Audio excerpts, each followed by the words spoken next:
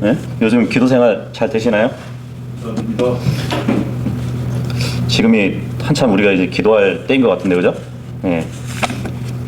근데 세상은 너무 우리를 바쁘게 만드는 바람에 주님께 이제 기도할 시간을 많이 뺏는 것 같아요. 혹시나 기도라고는 맨날 이렇게 죄짓고 고백하고 죄짓고 자백하고 그런 기도만 하는 성도들도 있지 않을까, 그죠? 아니면은 맨날 달라는 기도만 하시는 분도 있을 거예요, 그죠? 주님께 이것 주세요, 저것 주세요.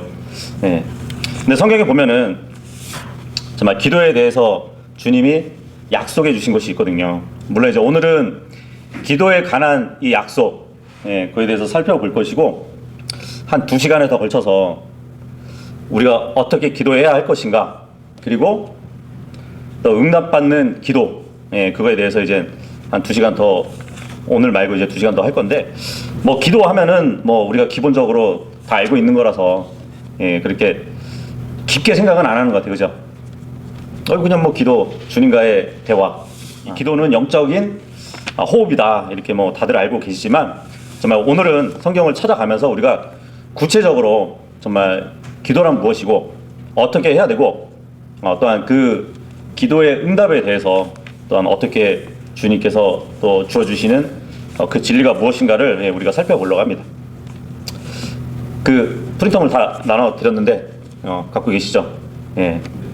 또 기도에 관한 약속 해가지고 이제 그 첫 번째, 기도란 무엇인가?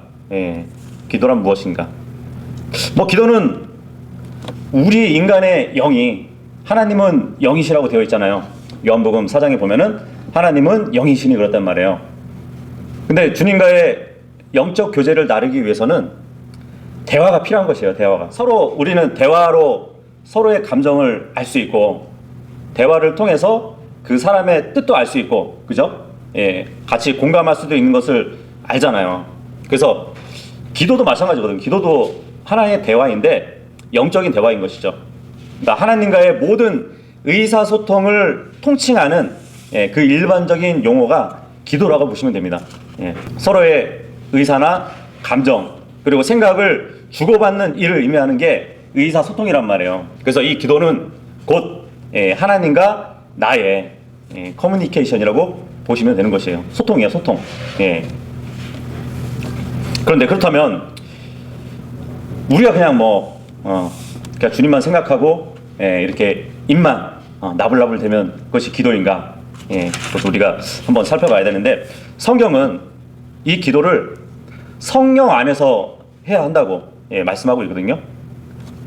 그 부제목 2번 보시면 성령 안에서 기도해야 한다고 말씀을 해주고 있어요. 성령 안에서 기도를 드리라는 그 말씀이 성경에 3군데에 걸쳐서 나와요. 고린도서서 14장 15절, 그리고 에베소서 6장 18절, 그리고 유다서 1장 20절에 나오거든요. 그 중에서 이제 그 에베소서 6장 18절 보시면 한번 찾아볼게요. 이 말씀을 해주고 있습니다. 모든 기도와 간구로 성령 안에서 항상 기도하며, 그렇다면 항상 성령 안에서 기도를 해야 되는 것이에요, 그죠? 모든 성도들을 위해 모든 인내와 간구로 그 일에 깨어 있고, 이 말씀을 하고 있습니다. 성령 안에서 기도하는 것, 이것은 우리가 하는 말을 얘기하는 것이 아니거든요. 지금 우리의 기도 방법을 얘기해 주는 것이에요. 성령 안에서 기도하는 것, 이것은 성령님의 인도하심에 따라서 기도를 하라는 그 말씀을 해주고 있는 거거든요. 그러니까 성령님이 내 안에서 이렇게 기도하라고 방법을 알려주시면 그것대로 하는 것이에요. 그리고 성령님이 우리에게 기도하라고 하시는 것들을 우리가 기도하는 거거든요. 때로는 우린 잘못된 것을 또 주님께 구할 때가 있어요. 그죠? 우리는 잘 모르지만 주님 보시기에는 잘못된 것들을 구할 수도 있단 말이에요. 그럼에도 불구하고 성령님 안에서 기도한다고 해서 우리가 100% 다 옳은 기도만 할 수 있는 건 아니거든요. 근데 참 다행히도 성령 안에서 우리가 기도하지만, 대부분 옳은 것을 기도하지만, 만약에 우리가 잘못된 기도를 한다 하면 정말 마땅히 주님께 구할 바를 알지 못하거나 아니면 주님께 구해서는 안 될 것을 구하게 되더라도 우리가 성령님 안에서 기도한다면 성령님은 그 기도를 바로 잡아주시거나 아니면 성령님이 그 기도를 수정해 주시는 것이에요. 로마서 8장 26절에도 보시면 그런 말씀이 있잖아요. 로마서 8장 26절 보시면 이와 같이 성령께서도 우리의 연약함을 도우시나니 우리가 마땅히 해야 할 방식대로 무엇을 위해 기도할지 알지 못하나 성령께서 말로 할 수 없는 신음으로 친히 우리를 위해 중보하시느니라 이 말씀을 하고 있습니다. 그 27절도 보시면 마음을 살피시는 분께서 성령의 생각이 무엇인지 아시나니 이는 그분께서 하나님의 뜻대로 성도들을 위해 중보하시기 때문이라 이 말씀을 해주고 있단 말이에요. 그래서 우리는 정말 성령님 안에서 기도를 해야 뭐 성령님의 인도하심에 따라서 바르게 기도할 수도 있지만 혹 우리가 바르게 기도하지 못할지라도 성령님께서는 그 기도마저도 수정해 주시고 정말 우리가 주님께 합당하고 올바른 기도로 인도해 주실 것을 말씀하고 있습니다. 자, 그리고 우리가 성령 안에서 기도해야 되고 예수 그리스도 이름으로 기도해야 됩니다. 그 부제목 3번 보면 예수 그리스도의 이름으로 기도해야 된다고 하죠. 요한복음 14장 13절 보시면 너희가 내 이름으로 무엇을 구하든지 내가 그것을 행하리니 이것은 아버지께서 아들 안에서 영광을 받으시게 하려 함이니라. 내 이름으로 무엇이든지 구하래요. 바로 예수 그리스도의 이름으로 무엇을 구하게 되면 예수님 자신이 행하신대요. 그 말씀을 해주고 있거든요. 근데 어떤 사람들은 이 구절을 잘못 적용해가지고 기도 끝에 우리가 항상 어떻게 기도로 마치죠? 예수 그리스도의 이름으로 기도합니다 하고 마치잖아요. 그죠? 예수님 이름으로 이 말만 하면 하나님이 무조건 간구와 기도를 들어주신다고 생각하는 사람들이 있어요. 근데 예수 그리스도의 이름으로라는 것은 이것은 주문으로 취급하면 안 되는 것이에요. 그냥 기도를 끝나면은 하나님이 안 받으시고 예수 그리스도의 이름으로 기도해야 응답받을 수 있는 기도가 된다고 그렇게 생각하는 사람들이 있다는 것이에요. 하지만 이건 성경의 가르침에 이제 반한 것이거든요. 예수님의 이름으로 기도한다는 것은 예수님의 권위를 가지고 기도하는 것이에요. 예수님의 이름에는 힘이 있잖아요. 그죠? 파워가 있잖아요. 그분의 권능을 가지고 기도하는 거거든요. 우리가 이제 하나님의 아들이신 예수 그리스도 이름으로 아버지께 나아갈 수 있기 때문에 하나님께서 우리의 기도에 응답해 달라는 간청을 할 수 있는 것이에요. 그래서 예수님의 이름으로 기도한다는 것은 하나님의 뜻에 따라 기도하는 것과 같은 의미를 얘기하거든요. 예수님은 초림 때에 아버지의 뜻대로 온전히 행하신 분이에요. 모든 일을. 그렇다면은 예수 그리스도의 이름으로 우리가 기도할 때는 정말 하나님의 뜻에 따라 우리가 기도할 수 있음을 또 보여주기도 하는데 그 뒤로 넘겨서 요한복음 16장 24절에 보시면 지금까지는 너희가 내 이름으로 아무것도 구하지 아니하였으나 구하라. 그러면 너희가 받으리니 이로써 너희 기쁨이 충만하리라. 이 말씀을 하고 있습니다. 기억하세요. 기도 끝부분에서 예수 그리스도의 이름으로 라고 하는 것은 주문이 아니라는 것이에요. 만일 우리가 하나님께 구하고 기도로 말하는 그것이 하나님의 영광을 위한 것이 아니고 또 하나님의 뜻에 따른 것이 아니라면 예수님 이름으로 라고 말하는 것은 의미가 없어요. 그죠? 예수 그리스도의 이름으로 기도한다는 것은 뭐 기도의 마지막에 그 단어들을 붙이는 의미가 있는 것이 아니라 예수님의 영광을 위해서 진실하게 기도하는 것에 초점이 있는 것이에요. 그러니까 중요한 것은 기도의 단어들이 아니라 어떤 목적으로 기도하느냐가 중요하다는 것이죠. 하나님의 뜻과 일치하는 것, 그것을 위해 기도하는 것이 예수님의 이름으로 기도하는 것의 본질이라는 것입니다. 그래서 우리가 예수 그리스도의 이름으로 기도해야 되는 것이에요. 그리고 왜 예수 그리스도의 이름으로 기도를 해야 되는지 아세요? 옛날 성막에 보면은 그 뜰에 번제단이 있잖아요, 그죠? 번제단이 있고 성소 들어가면은 전시된 빵이 있고 그 옆에 등잔대가 있고 맨 앞에 향로가 있어요. 네. 그 향로에 불을 붙이면 연기가 피어오르잖아요. 그게 이제 성경에 보면은 성도들의 기도를 의미한다고 말씀을 하고 있거든요. 예, 향에 연기가 올라가는 것이 기도가 올라가는 것과 같다고 이제 성경에 말씀한단 말이에요. 그런데 그 향로에 불을 붙여야 향에 연기가 나겠죠. 근데 그 불을 어디서 가져오는지 아세요? 번제단에서 가져와요. 번제단에 있는 불을 가지고 향로에 불을 붙이는 것이에요. 그 번제단은 짐승이 올라가서 태워졌던 제단이잖아요, 그죠?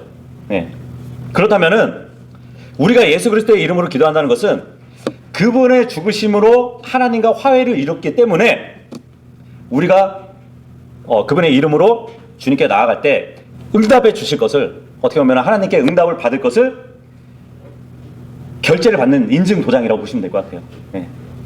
무슨 말씀인지 알겠죠? 예수 그리스도의 이름을 마지막에 기도 끝에 붙이는 것은 응답해 주실 것에 대한 결제받는 인장 도장이다, 이렇게 생각하시면 되는 것이에요. 그리고 네 번째는 하나님께 기도해야 되는 것이에요. 성령 안에서 기도해야 되고 예수 그리스도의 이름으로 기도해야 되고 누구한테 기도해야 되냐? 너무 당연한 말이지만 하나님께 기도해야 되는 것이에요. 사도행전 12장 5절에 보시면 이런 까닭으로 베드로는 감옥에 갇혔으나 교회는 그를 위해 끊임없이 하나님께 기도하더라. 그렇죠? 우리가 기도를 올려드리고 기도를 받으실 분은 바로 우리 하나님이에요.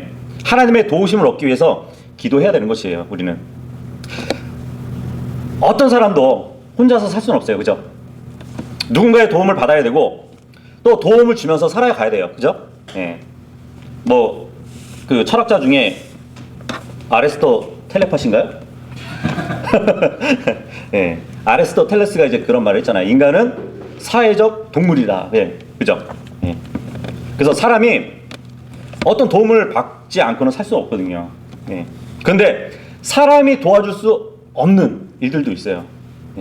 하지만 그것을 위해서는, 그렇기 때문에 그것을 위해서는 하나님께 도움을 요청해야 되는 것이에요. 그것이 바로 기도를 통해서 주님 앞으로 나아가는 것입니다. 그래서 히브리서 4장 16절에 보면 그러므로 우리가 긍휼을 얻고 필요한 때에 도우시는 은혜를 얻기 위하여 은혜의 왕자로 담대히 나아갈 것이니라 하고 이렇게 성경은 말씀해 주고 있는 것이에요. 우리가 정말 필요할 때에 담대하게 주님께 나가서 요구하는 것이에요. 근데 우리가 하나님께 기도하는 이유는 꼭 무엇을 필요로 하기 때문에 기도하는 것은 또 아니에요. 이 기도라는 것은 주님을 기쁘게 해드리는 것이에요. 그렇기 때문에 기도하는 거거든요. 계시록 4장 11절에 보면은 모든 창조물이 창조된 이유에 대해서 말씀해 주고 있는데 하나님을 기쁘게 하기 위해서 존재한다고 기록이 되어 있어요. 그래서 우리가 드리는 기도도 주님을 기쁘게 해드리는 일입니다. 그러니까 주님을 기쁘게 해드리는 방법 중에 하나가 바로 기도인 것이에요. 히브리서 11장 6절에 보면은 뭐라고 말씀하시는지 아세요? 성경은 믿음이 없이는 하나님을 기쁘게 해드릴 수가 없대요. 생각을 해보세요. 여러분이 기도하는 그때에, 여러분이 기도하고 응답을 기다리는 그 기간 동안에 여러분들은 무엇을 갖고 있어야 되죠? 주님이 응답해 주실 것을 믿고 기다려야 되잖아요. 믿음을 가져야 되잖아요. 그래서 기도하는 그 기간 동안은 우리가 믿음을 갖고 있기 때문에 하나님을 기쁘게 해드릴 수 있는 것이에요.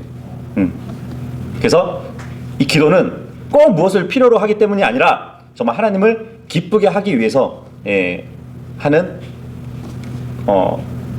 기도라고 보시면 됩니다. 그래서 이렇게 종합해 볼 때 기도는 성령님 안에서 예수 그리스도의 이름으로 하나님 아버지께 드리는 것이에요. 예. 그래서 기도란 우리 주님이시고 또 구원자이신 예수 그리스도의 그 중재로 인해서 하나님께 우리가 가까이 나가서 구하고 얻는 것이거든요. 예. 그래서 우리의 원하는 바를 하나님께 직접 알리는 것이 바로 기도인 것이에요. 그래서 디모데전서 2장 5절에 보면 이는 한 하나님이 계시고 하나님과 사람들 사이에 한 중재자가 계시기 때문이니 곧 사람이신 그리스도 예수님이라 이 말씀을 하고 있습니다.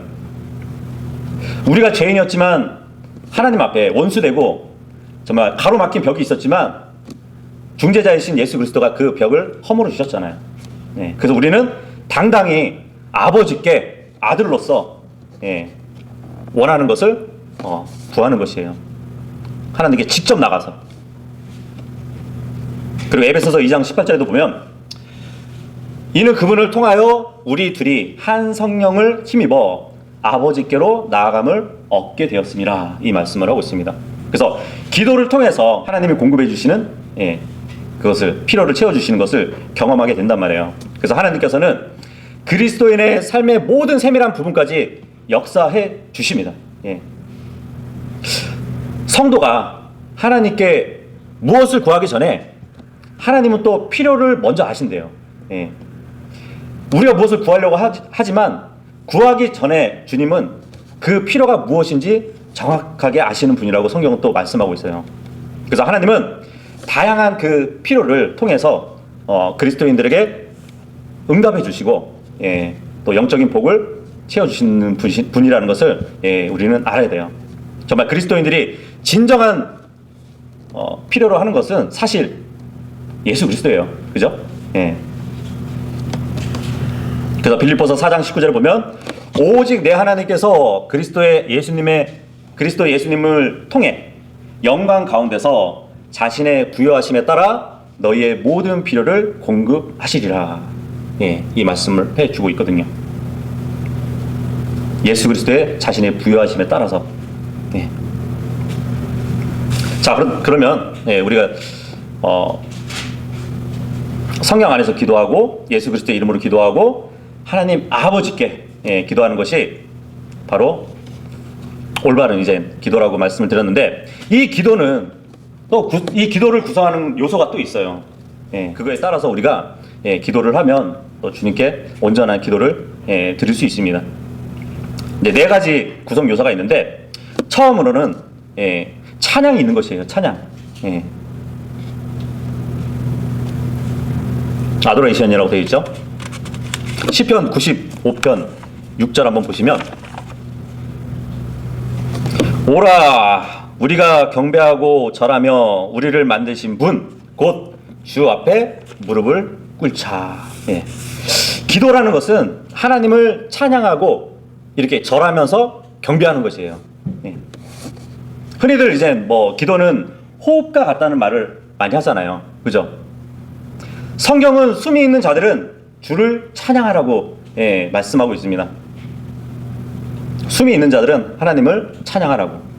하나님의 창조와 또한 그 주님의 구원의 은혜 가운데 살아가는 성도들은 마땅히 하나님께 찬양을 드리면서 살아야 되는 것이에요. 그래서 구원받은 성도들은 하나님을 찬양하면서 살기로 마음을 확정한 사람들이잖아요. 그죠?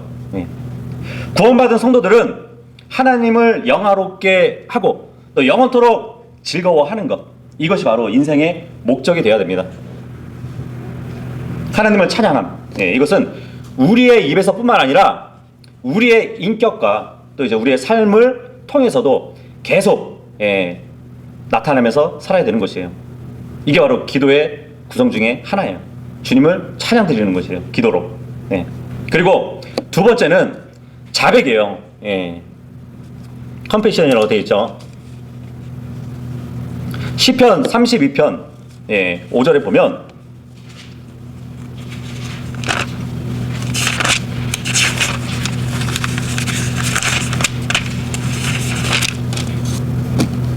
내가 주께 내 죄를 시인하고 내 불법을 숨기지 아니하였으며 또 이르기를 내가 내 범법들을 주께 자백하리라 하였더니 주께서 내 죄의 불법을 용서하셨나이다. 셀라.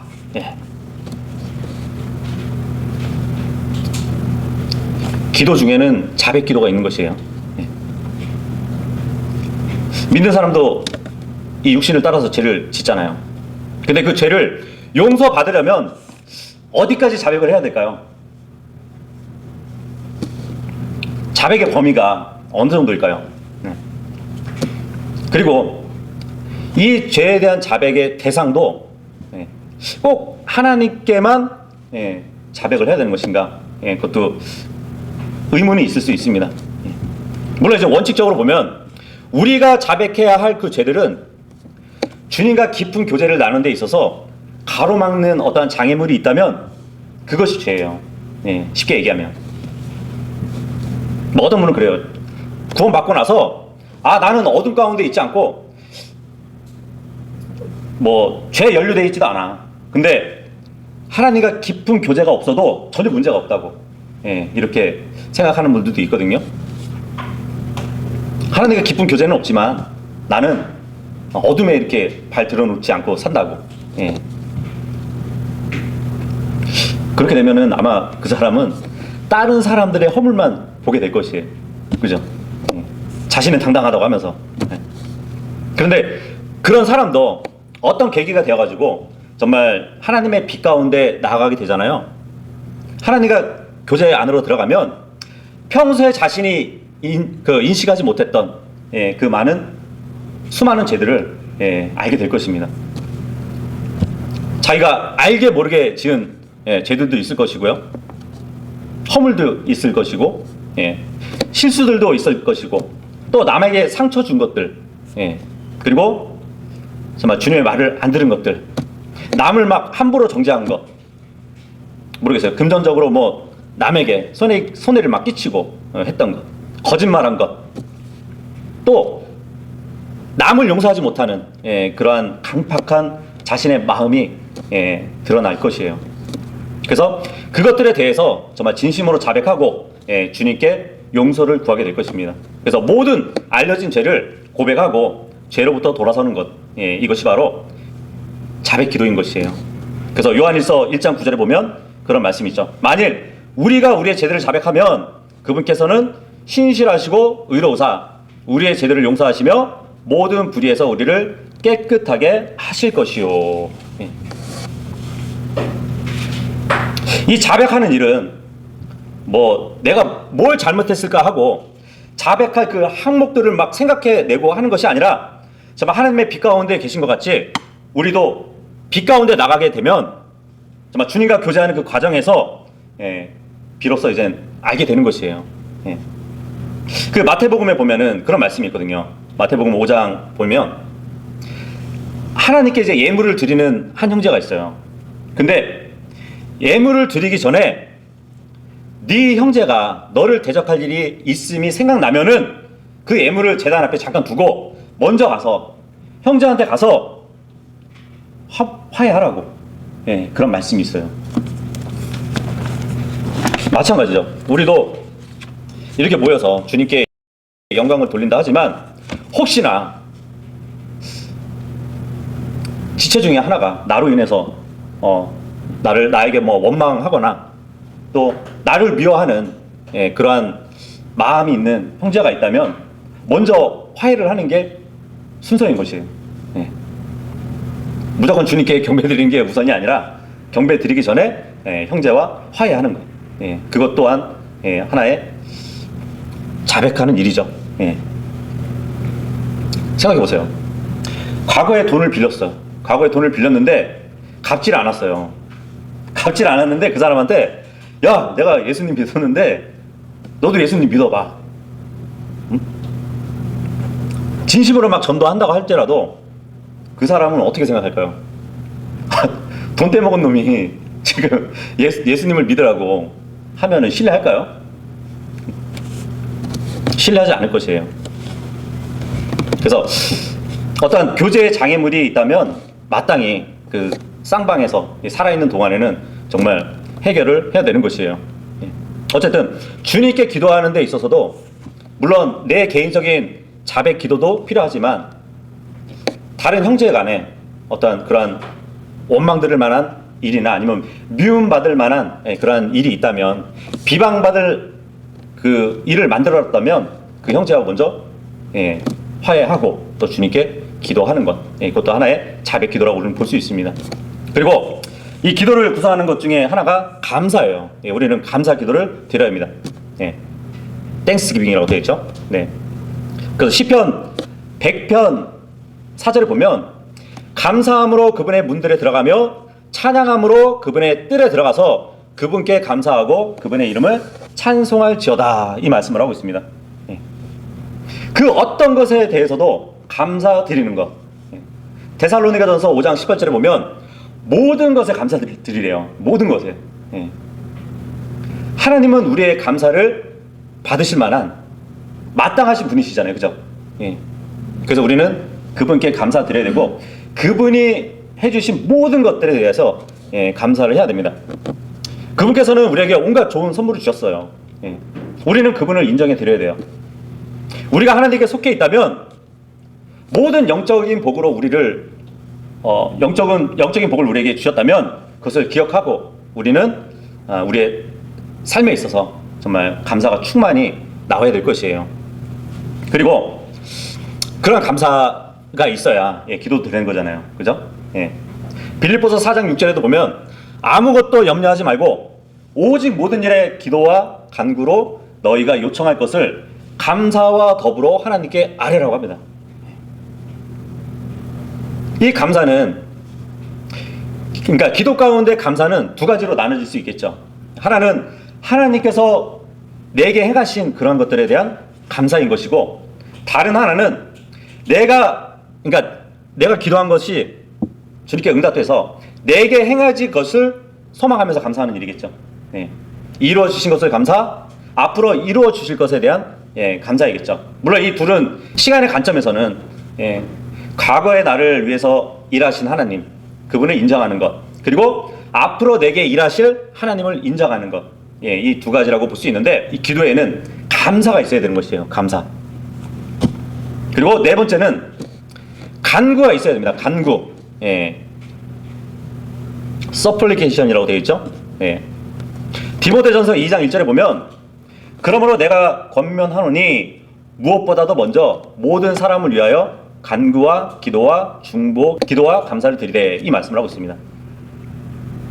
아버지께 중보를 요청하는 것, 또 간구하는 것, 그리고 기도하는 것, 이것은 우리의 필요를 주님께 아뢰는 거잖아요. 그죠?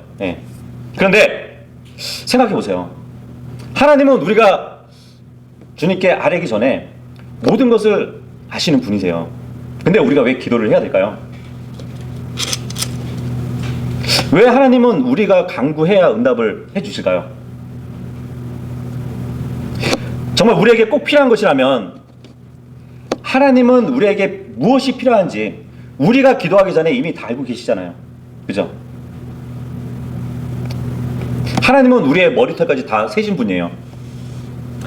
우리가 걸어 다녔던 그 발걸음을 다 세신 분이 하나님이시거든요.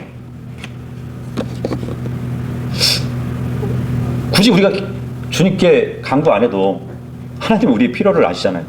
근데 우리가 꼭 간구를 해야 되는 것인가? 근데 간구를 하지 않으면 문제가 있어요. 하나님이 응답해 주셔도 그것이 응답인 줄 모르고 살아요. 그죠?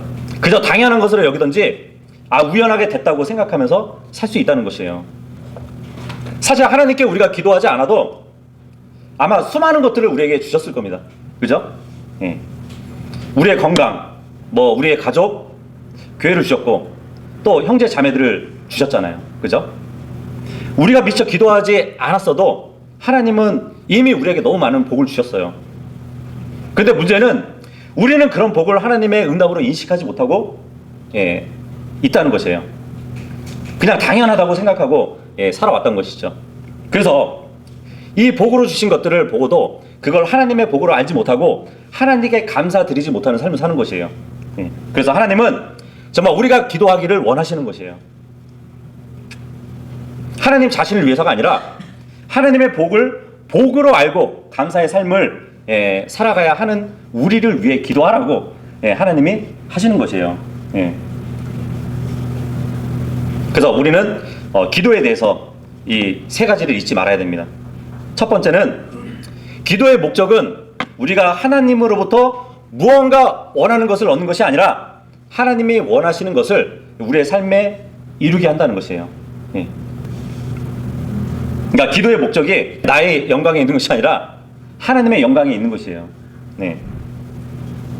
그 둘째는 그 목적을 이루기 위해서는 우리는 매일 교제의 기도를 해야 된다는 것이에요. 하나님께 뭔가만 달라고 이렇게 기도하기 이전에 하나님과 영적인 교제가 먼저 있어야 되는 것이 우선적이라는 것이죠. 유민이가 좀 이제 컸다고 이게 가끔 이렇게 방 들어가서 자는 것도 보려고 하고 뭐 하나 하고 이렇게 방문 열어보면 당장 나가래요.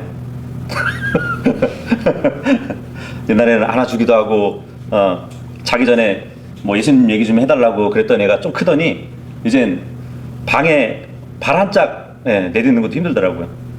나가래 방에서. 그런데 지가 뭐 필요한 거 있으면은 그때 얘기해요. 이게 웃을 일 같지만 우리도 마찬가지예요. 주님께 무엇을 구하기 전에 하나님과 영적인 교제가 있어야 되는데 그러한 교제가 없이 정말 내가 발등에 불이 붙어가지고 주님께 구하는 것만 있지 않나, 그런 것도 한번 우리가 생각해 봐야 될 것입니다. 그리고 세 번째는 교제의 기도를 통해서 정말 하나님의 뜻을 분별하고 정말 그분의 뜻을 위해서 열심히 우리가 기도할 때 하나님께서 응답하신다는 것이에요. 그렇게 응답하실 때 우리는 그것을 하나님의 은혜로 알고 감사하게 된다는 사실입니다. 그래서 그런 이유로 우리는 우리를 위해, 하나님은 우리를 위해 기도하라고 하시는 것이에요. 그래서 우리가 지금 기도의 요소에 대해서 네 가지를 봤잖아요. 그죠? 그 네 가지 뭐 영어로 이렇게 옆에 가로치고 다 해놨는데 그 첫 글자들을 다 따면 무슨 글자가 되죠? 찬양, 자백, 감사, 간구. 액치가 되죠.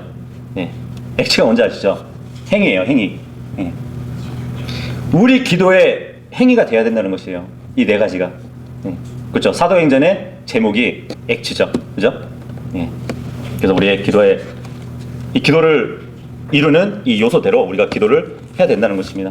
자, 그렇다면 우리가 주님께 기도를 했어요. 주님은 우리의 기도를 응답해 주시기 위한 약속을 해 주셨습니다. 그래서 하나님께서는 기도에 항상 응답을 해 주시는 분이세요. 이사야서 한번 보도록 할게요. 65장 24절. 이사야서 65장 24절에 보시면 그때에는 그들이 부르기 전에 내가 응답하겠고 그들이 아직 말하는 도중에 내가 들으리라, 이 말씀을 하고 있습니다.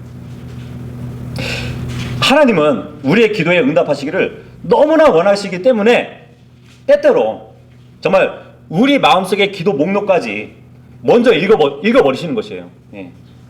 그래서 우리가 기도를 마치기 전에 정말 응답해 주실 수 있는 분이라고 말씀하고 있습니다. 만약에 정말 우리가 이토록 우리의 기도에 응답해 주시기를 원하시는 그 하나님의 성품을 깨달을 수 있다면 우리는 그 어떤 것보다도 기도를 최우선에 두고 결코 이 기도를 소홀히 하는 그런 삶을 살지 않을 것이에요. 그죠? 요한일서 5장 15절에도 보면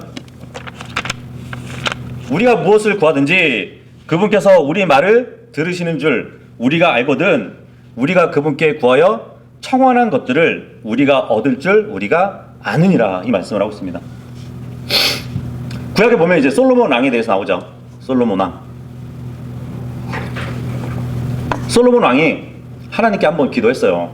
주님, 제가 원하는 것은 백성들을 다스리는 데 필요한 지혜입니다. 제가 그냥 그저 백성들을 공의로 재판할 수 있도록 공정한 왕이 되었으면 합니다 하고 기도를 한단 말이에요.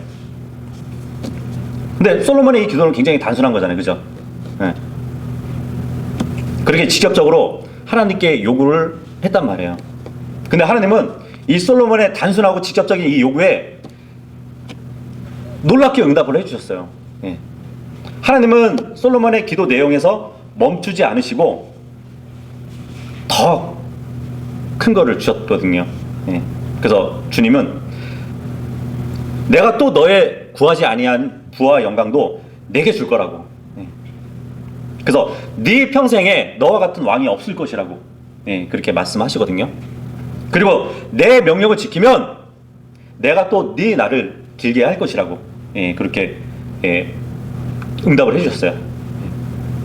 얼마나 기가 막힌 응답이에요, 그죠? 예.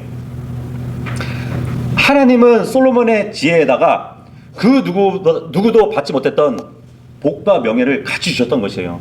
예. 거기다가 그의 삶까지 연장시켜 줬다는 것이에요. 예. 그래서 주님은 우리가 간구하는 기도 내용보다 더 좋은 것으로 응답하실 것을 약속해 주신 분이십니다.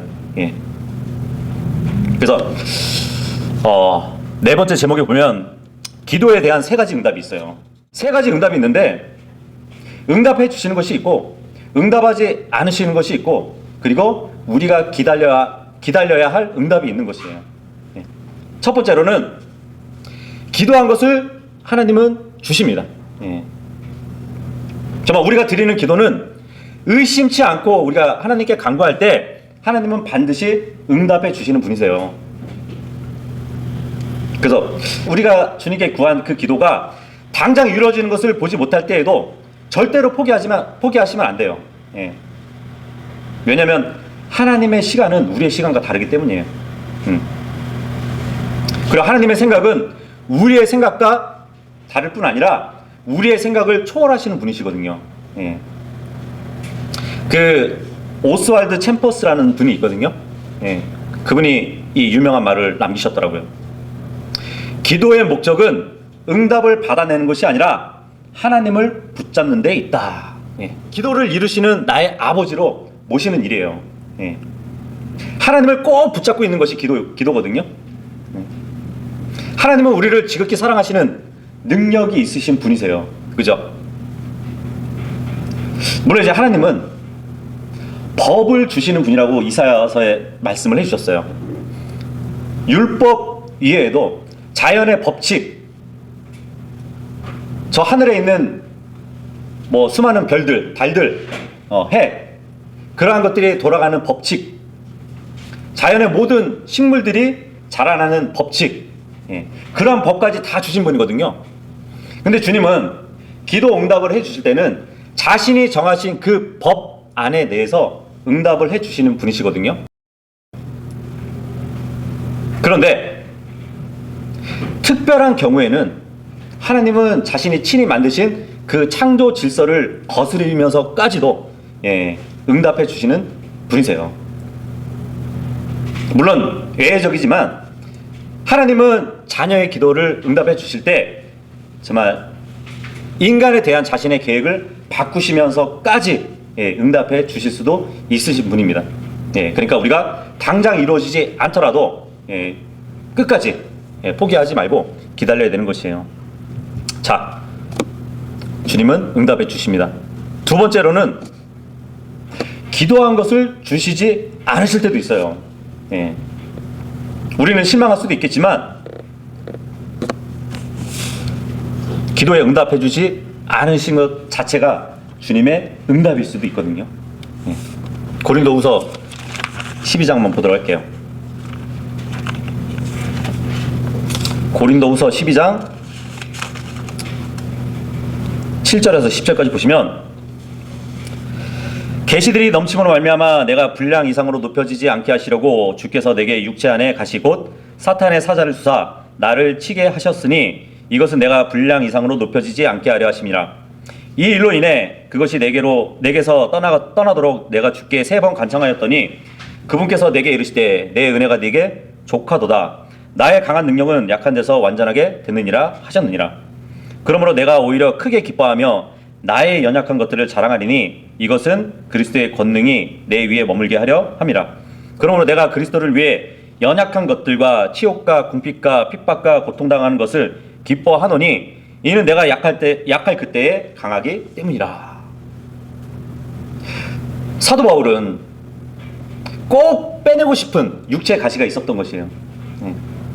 뭐 이 육체의 가시가 정확히 무엇인지 몰라요.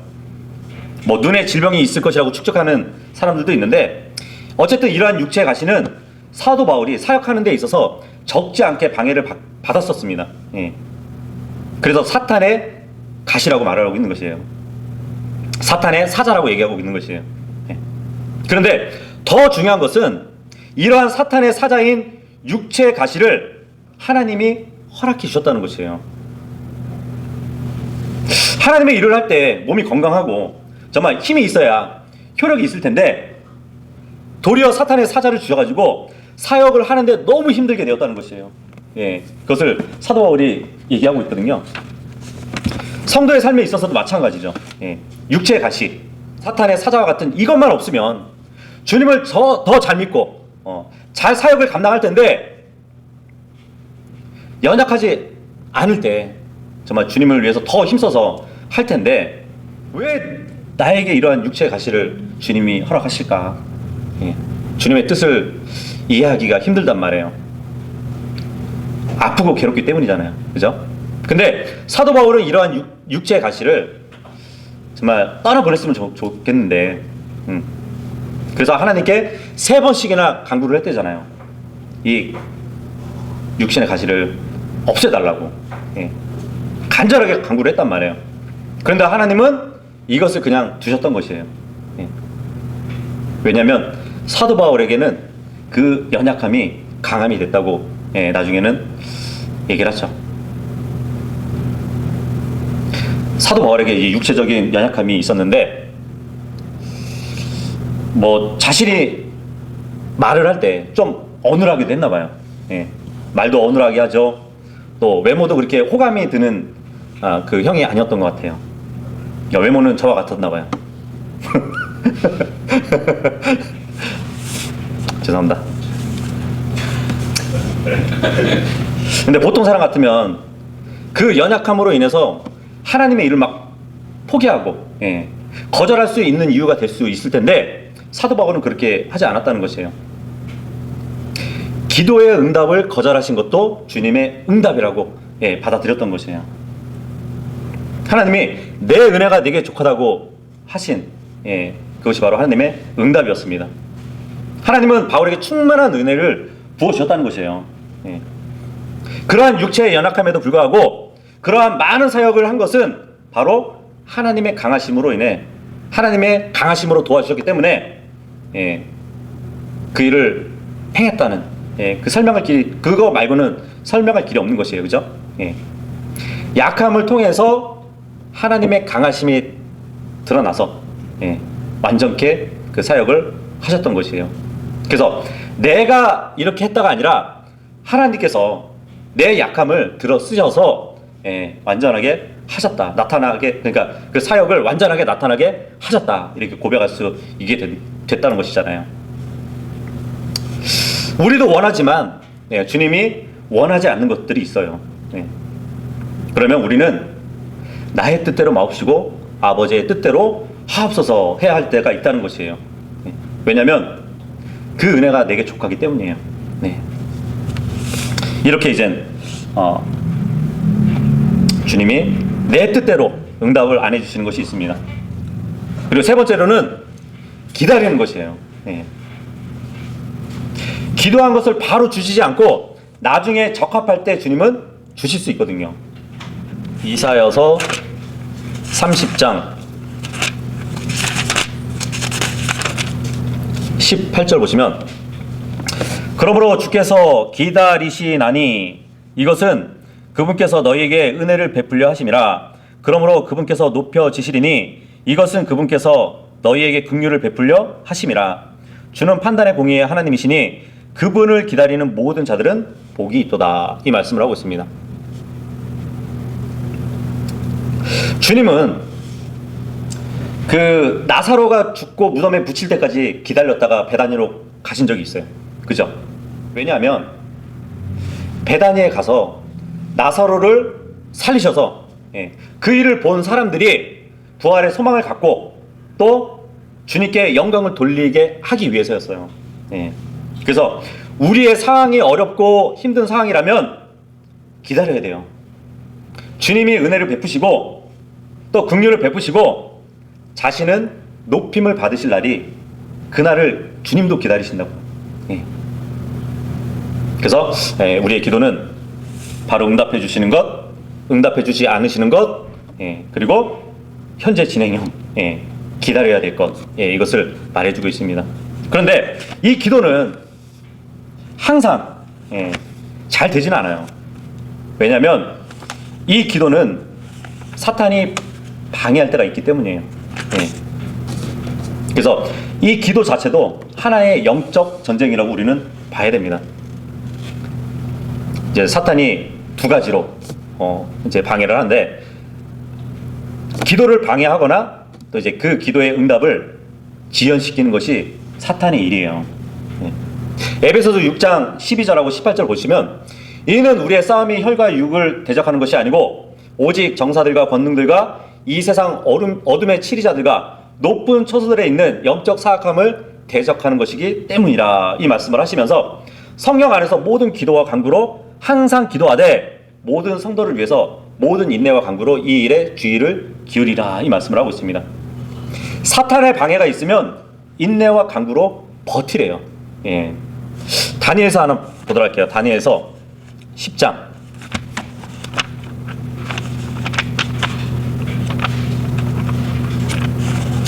다니엘서 10장 12절하고 13절 보시면, 이제 그 다니엘이 하나님께 금식하면서 기도하는 장면인데, 12절 보시면, 그때 그가 내게 이르되 다니엘아 두려워하지 말라. 네가 깨닫기 위해 네 마음을 정하고 네 하나님 앞에서 너 자신을 징계하기 위해 네 마음을 정한 첫날부터 그분께서 네 말들을 들으셨으므로 내가 네 말들로 인해 왔느니라. 그런데 페르시아 왕국의 통치자가 20일 동안 나를 막았으나 보라, 우두머리 통치자들 중 하나인 미가엘이 와서 나를 도와주었고 내가 거기서 페르시아 왕들과 함께 머물러 있었느니라, 이 말씀을 하고 있습니다. 이게 무슨 말일까요? 다니엘이 금식하고 기도할 때 그 응답으로 하나님은 가브리엘 천사를 보내요. 근데 가브리엘 천사가 다니엘에게 가기까지 방해가 있었어요. 20일 동안 20일 동안 방해가 있어가지고 다니엘에게 못 갔었던 것이에요. 여기 보니까 20일 동안 가브리엘 천사를 막아 방했던 페르시아 왕국의 통치자가 있었다고 합니다. 어떤 영적인 통치자를 얘기하겠죠. 그가 막았던 것이에요. 방해했던 것이에요. 그런데 천사장 미가엘의 도움으로 하늘에서 전쟁이 있었고 늦게나마 도착한 것이에요.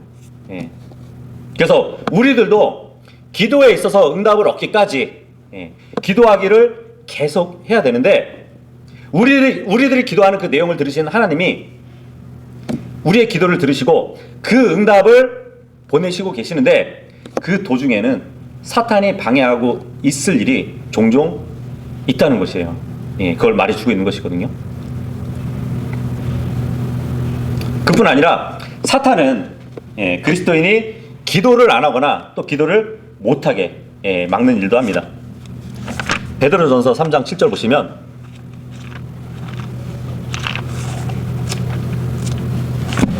베드로전서 3장 7절 보시면, 남편들아 이와 같이 너희도 지식에 따라 그들과 동거하고 아내를 더 약한 그릇이요 또 생명의 은혜를 함께 상속받을 자로 여기고 존중하라. 그래야 너희 기도가 방해를 받지 아니하리라, 이 말씀을 하고 있습니다. 이 말씀은 우리가 아내와 부부싸움을 할 때 하나님이 우리의 기도를 들어주시지 않는다는 의미가 아니에요. 이 말은 남편이 아내에게 어떻게 대하는가에 따라서 남편과 하나님의 관계에 직접적인 영향이 미친다고 말씀을 하고 있는 것이에요.